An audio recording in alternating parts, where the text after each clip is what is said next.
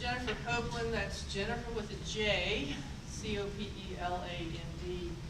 I am Executive Director of the North Carolina Council of Churches, which is a statewide organization. So I'm here to talk about all of the state of North Carolina, but I'm here today in solidarity with the people of Eastern North Carolina. Also want to go on record as being a landowner in South Carolina who is fighting my own little skirmish with Dominion Oil, completely separate pipeline. But I know what you're talking about. I mean, the prettiest little piece of timberland I have is about to have a pipeline under it. So I'm there with you. But I want to talk at a bigger level today.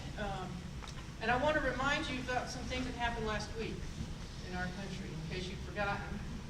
Roughly half the people in this country, give or take 600,000, voted for a president who purports not to care about the environmental cares that we have.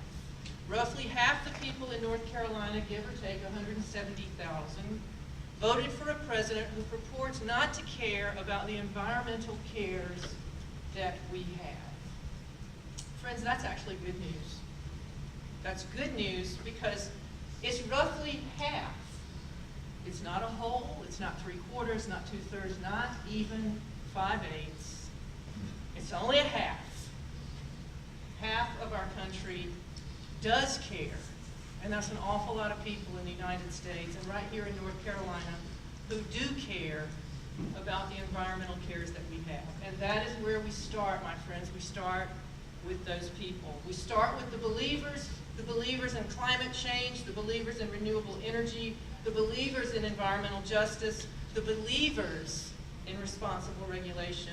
And we work with those people to help us advocate with and educate on behalf of the other half. And for my part, as a leader of the North Carolina Council of Churches representing 18 distinct denominations and over 6,200 congregations, I'm going to start with people of faith. As people of faith, and in my case, the Christian faith, we have a God-given responsibility to care for creation. It is the single greatest gift of the Creator to the creatures. Without it, we don't exist, my friends. Without it, without respecting and maintaining this precarious and tender balance of life that is our gift, we will not survive. Now, make no mistake, this creation that we have received as a gift would be far better off without humans running other creatures into extinction well before their time and devouring plant life at a record pace. Studies have shown that the environment will do just fine without humans. So my appeal for us today is selfish in some ways because I want humans to survive, which means we've got to take care of the gift of creation we've been given. And if we don't, God and the creation will go on without us. That is a fact, my friends. And we need to start telling people that truth. I'm a firm believer in telling the truth.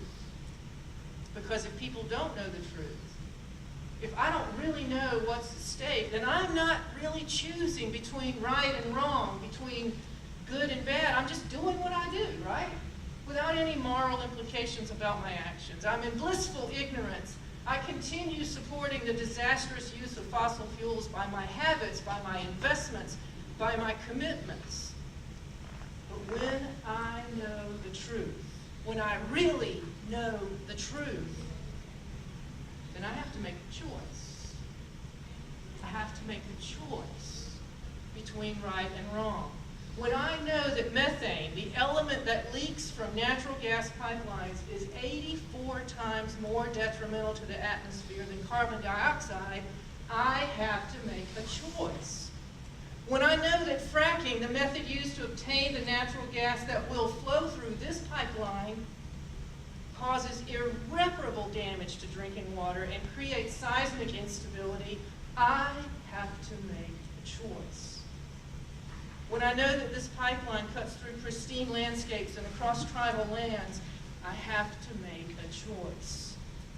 I can keep doing what I'm doing for sure, but now I know that what I am doing is an affront to creation, a violation of the gift of creation. Now I know that what I am doing is a sin. It's a sin. Now I know that. And we need to tell people this truth. We need to know the truth about the choices that we are making. May God empower us to follow in that great line of faithful people who have said, "Today I choose life." May we be those people who choose life. Thank you. Amen.